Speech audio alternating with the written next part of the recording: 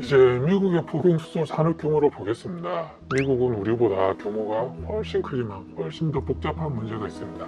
아마도 이 내용은 포바이니 커뮤니티를 통해서 알리긴 했지만 처음 들어보는 사람들도 많을 것입니다. 우리나라에 비해 적게는 몇 배, 많게는 10배 이상 차이 나는 의료비가 들어가는 미국의 규모를 생각하며 포경수술 산업의 규모는 천문학적으로 올라갑니다. 게다가 미국은 신생아폐암으로 포경수술로 입원 기간이 증가할 수도 있죠. 미국의 비싼 의료비는 모두 잘 아실 겁니다.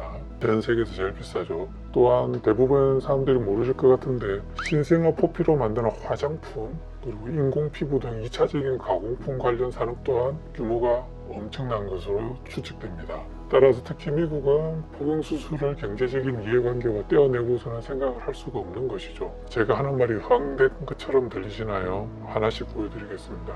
코렐 인스티튜트라는 바이오 제품을 만드는 기관 사이트입니다. 사이트가 ORG로 끝나는 것으로 보아 일반 민간 기업은 아닌 것 같습니다. 여기서 네오네이탈 포스킨, 즉 신생아 포피로 검색을 하면 아기의 포피로 만든 다양한 제품을 볼 수 있습니다. 아기 포피로 만든 제품을 상업용, 연구용으로 판매를 하고 있습니다.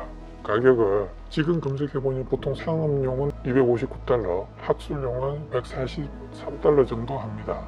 지금은 잘 모르겠지만 예전에는 NIH, 즉 미국 국립보건원입니다. NIH와 여러 재단이 기금을 후원하고 있는 것으로 되어 있었습니다. 포경수술 찬성자들이 포경수술의 장점으로 에이즈를 예방한다고 홍보하는 것을 많이 보셨을 겁니다. 그렇게 주장할 때 가장 많이 사용되는 근거가 2000년대 들어서 동시에 연구된 세계의 아프리카 연구입니다. 이 세계 연구에 자금을 지원한 곳이 바로 NIH입니다. 세계 연구의 책임자는 모두 그전부터 포경수술을 확고하게 신봉해 오던 사람들이었고요. 연구 결과가 어떻게 나왔을지는 뻔하죠. 저는 그 연구들에 대해서도 나중에 설명하겠습니다. 포스킨 for your skin 이라는 광고 문구가 인상적입니다. 포피는 피부 미용을 위해 필요한 존재라고 강조하는 듯한데요. 아기 포피로 만든 스킨 메디카 제품들입니다. 오프라 윈프리와 바바라 윌트스에 의해 유명해졌고요. 산드라 블록 같은 배우들이 아기 포피 제품을 사용한다고 방송에서 자랑스럽게 말했죠. 특히 산드라 블록은 한국 아기의 포피로 만든 제품을 쓴다고 말했다고 합니다. 이러한 포피의 활용 때문에 관련자들이 포경수술을 그토록 무섭게 집착하는 것이 아닐까 하는 생각도 듭니다. 이런 부분을 추적하다 보니 이런 내용도 찾았습니다. 하나의 포피는 수십 년간 10만 달러, 우리 돈으로 1억이 넘는 이 가치가 있는 섬유아 세포로 성장하는 데 사용될 수 있다. 이런 것도 나오더라고요. 산업이 규모가 상당히 크겠죠. 그럼 우리나라는 잘라낸 포피를 어떻게 처리하고 있을까요?